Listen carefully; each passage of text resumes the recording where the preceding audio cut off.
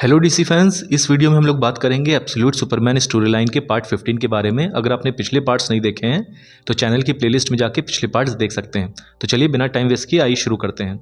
Story की शुरुआत होती है कैंसस शहर से। हम देखते हैं हमारा कालेल केंट फार्म में ट्रैक्टर को सही कर रहा है। हम ऑलरेडी जानते हैं पिछले पार्ट में लेजरस कॉर्प्स हार चुकी थी। धीरे धीरे चीज़ें स्मॉलविल में नॉर्मल हो रही हैं। मीडिया भी यहाँ से जा चुका है। सुपरमैन ट्रैक्टर को रिपेयर कर ही रहा होता है कि तभी उसे कुछ आवाज़ सुनाई देती है, शायद कोई मुसीबत में है। वो तुरंत हवा में उड़ता है, उसके चारों तरफ रेड डस्ट आती है और वो अपने आइकॉनिक कॉस्ट्यूम में चेंज हो जाता है।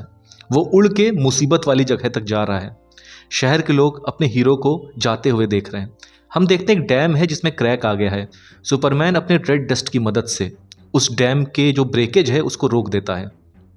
आगे हमको पता चलता है एक फैक्ट्री जो टॉयज़ बनाती थी उसमें आग लग गई है और ये फैक्ट्री दरअसल अंडर एज बच्चों से काम करवाती थी और इस आग की वजह से बहुत से बच्चे मारे गए हैं। सुपरमैन का गुस्सा 7वें आसमान पर है। वो उस फैक्ट्री के मालिक को ट्रैक कर लेता है और अपने हीट विजन से उसके ऑफिस में आग लगा देता है और जितने भी एंटीक्स उसके होते हैं वो सब जल के राख हो जाते हैं। उस फैक्ट्री का मालिक सुपरमैन से पूछता है कि आखिर तुम हो कौन, तुम ऐसा क्यों कर रहे हो। तो सुपरमैन कहता है कि तुम लेजरस कॉर्प्स से पूछना कि मैं कौन हूँ।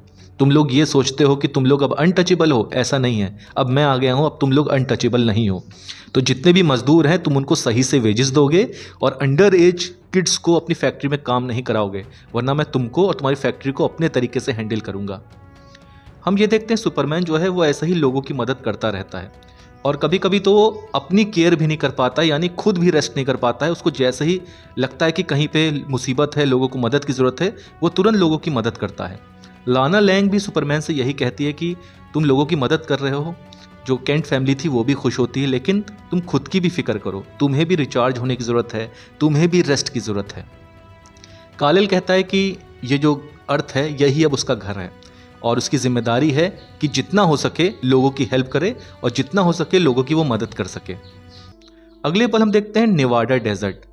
यहाँ पे ब्रेनियाक का हेडक्वार्टर हुआ करता था। सुपरमैन यहाँ आता है तो देखता है कि यहाँ पे चीज़ें बिल्कुल बिखरी हैं और टूटी फूटी, यानी ब्रेनियाक यहाँ से भाग खड़ा हुआ है और उसने पूरी मशीन को तोड़ दिया है। सुपरमैन यहाँ देखता है छोटे छोटे शहर हैं जिनको मिनिएचर बना के रखा था ब्रेनियाक ने। सुपरमैन के मन में एक छोटी सी उम्मीद थी कि शायद हो सकता है यहाँ क्रिप्टॉन का भी उसको कुछ मिल जाए, लेकिन उसकी उम्मीद टूट जाती है। यहाँ क्रिप्टॉन से रिलेटेड कुछ भी नहीं है। सुपरमैन अपने हीट विजन से इस लैब में आग लगा देता है ताकि ब्रेनियाक इसका इस्तेमाल किसी दूसरी गलत चीज़ के लिए अब ना कर पाए।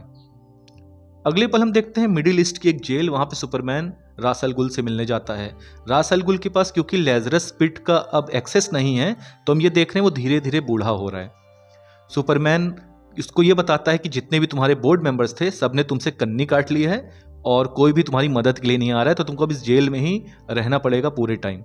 अब रास अल गुल जो है उसका गुस्सा 7वें आसमान पर है। वो सुपरमैन से कहता है कि दुआ करो कि मैं यहाँ से जिंदा बाहर ना निकलूँ, क्योंकि मैं यहाँ से जिंदा बाहर निकला तो अपने बोर्ड मेंबर्स को तो मार ही दूंगा, साथ में तुमको भी मार दूंगा। सुपरमैन यहाँ पे एक छोटी सी बुक लाया होता है रास अल गुल के लिए, जिसमें पोएम्स लिखी होती हैं। उन बच्चों ने लिखी होती हैं जिनके माँ बाप लेजरस कॉर्प्स की फैक्ट्रीज में काम करते हुए मर गए। अब यहाँ पे रास अल गुल हंसता है सुपरमैन के ऊपर और कहता है कि ये तो एक पैथेटिक और बचकाना चीज़ है। सुपरमैन वहाँ से चला जाता है। दूसरी तरफ हम देखते हैं ब्रेनियाक एक शहर में टहल रहा है। उसको देख के बच्चे इधर उधर भागने लग जाते हैं। तुरंत ब्रेनियाक से कोई कॉल पे कनेक्ट होता है। वो कोई और नहीं बल्कि टालिया अल गुल है। टालिया ब्रेनियाक से कहती है तुम कहाँ हो, मैं तुमको कब से ढूंढ रही थी, मुझसे मिलो आके, हम लोगों को फादर को निकालना है जेल से बाहर। तो ब्रेनियाक कहता है कि अब उसका इसमें कोई इंटरेस्ट नहीं है, अब उसके कुछ और प्लान हैं।